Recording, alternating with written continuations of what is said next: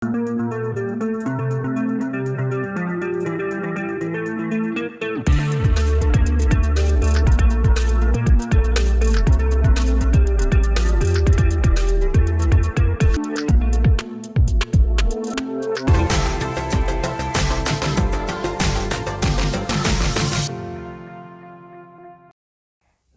mimpi Bahar busuk di penjara. Artikel dari Anto Cahaya. Saat ini timeline dipenuhi dengan pemberitaan baik dari media nasional dan juga sebagian besar warganet melalui akun sosmed mereka, yaitu soal Bahar Blonde Smith yang akhirnya dijadikan tersangka dan langsung ditahan oleh Polda Jawa Barat. Dan sudah pasti ada yang senang dan yang sebaliknya, guys. Tapi yang senang dan gembira ini lebih banyak ya daripada yang tidak.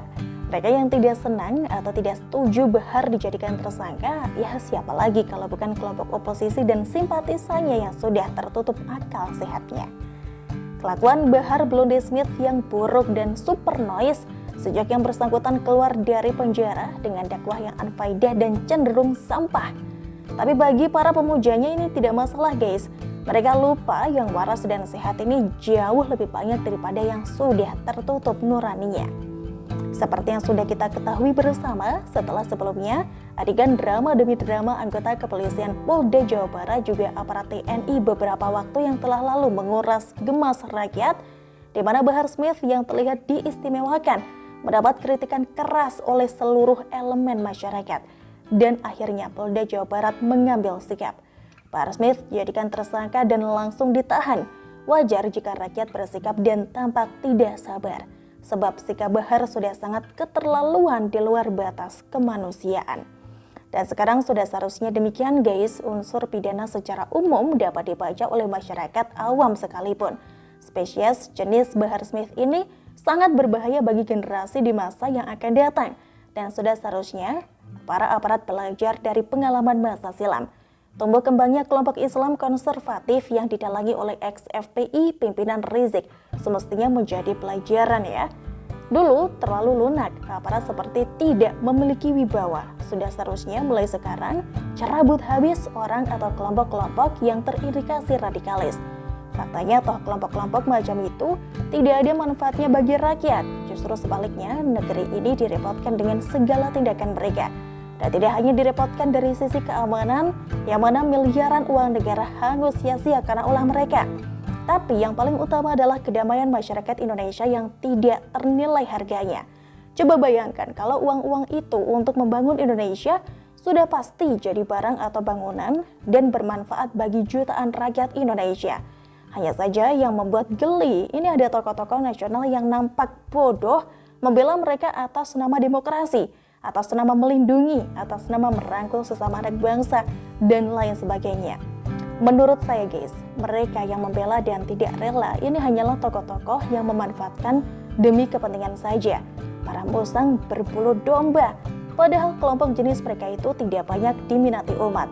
Jadi para tokoh itu sebetulnya bunuh diri secara tidak terhormat.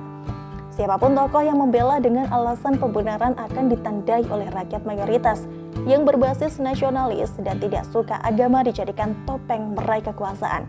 Bagi kelompok nasionalis atau Pancasilais, agama ini jangan dicampur adukan dengan politik untuk meraih sebuah tujuan.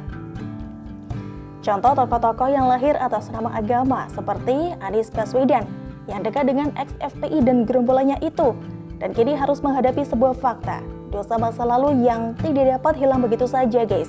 Seorang Anies rasanya mau memulai seperti apapun saat ini di benak rakyat tidak akan hilang jika yang bersangkutan dulu didukung oleh ex-kelompok radikalis dan mesra kala memiliki kepentingan.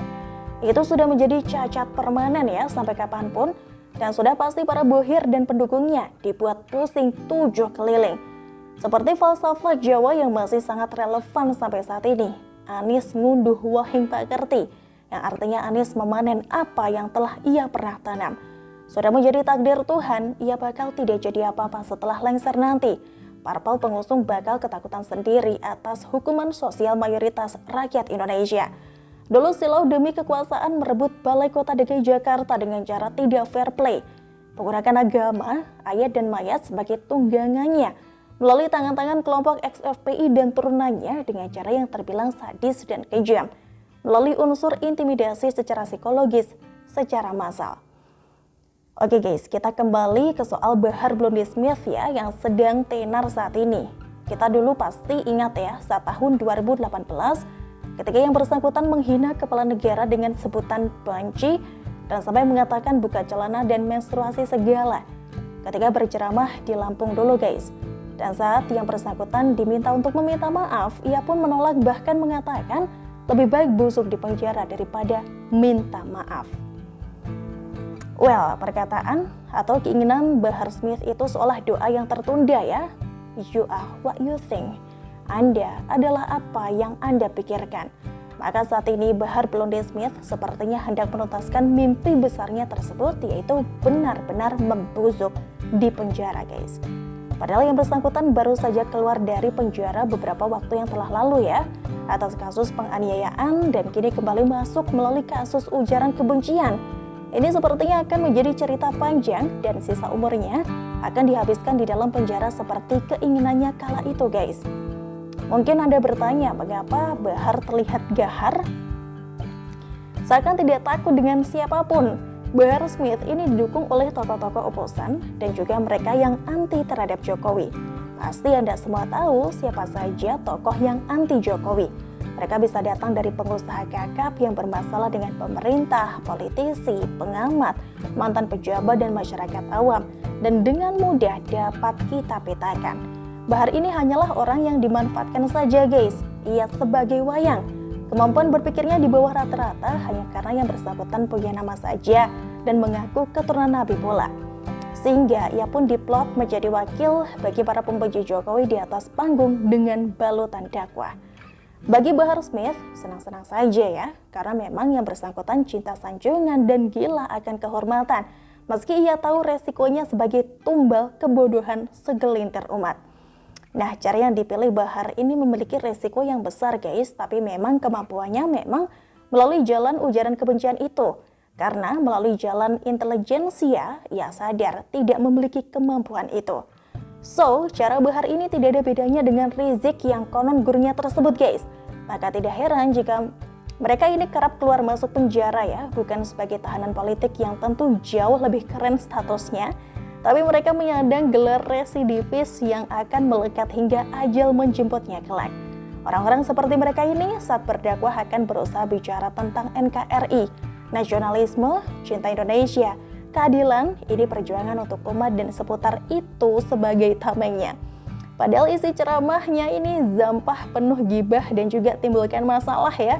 Mereka yang menjadi jamaah tersulut menjadi gerah isi ceramah yang membakar mereka bahwa saat pulang ke rumah. Ketahuilah guys, dendam sekam itu mereka pelihara di dalam dada setiap hari. Sehingga para jamaah yang rendah literasi itu akan memuntahkan kebencian melalui media sosial, mempengaruhi orang-orang sekitarnya bahkan di mana saja mereka berada dengan pemahaman paling benar sendiri. Otak dan hati mereka setiap saat hanya dipenuhi kebencian terhadap pemerintah atas ulah pendakwah yang dibayar oleh ketenaran dan kekayaan yang melimpah atas setiap ulah, mobil mewah dan tempat tinggal yang serba wah. Dan kasihan jemaah yang di bawah ini hanya dijadikan pijakan layaknya kasa di lantai. Mereka memuja, mengagumi, mencium dan menyembah kepada tokoh yang salah. Bagaimana menurut Anda guys? Sekian, salam dari Anto Cahaya. Terhadap saudara BS dan saudara TR, penyidik melakukan 1. Penangkapan dan kemudian dilanjutkan dengan penahanan berdasarkan tentunya alasan-alasan subjektif dan objektif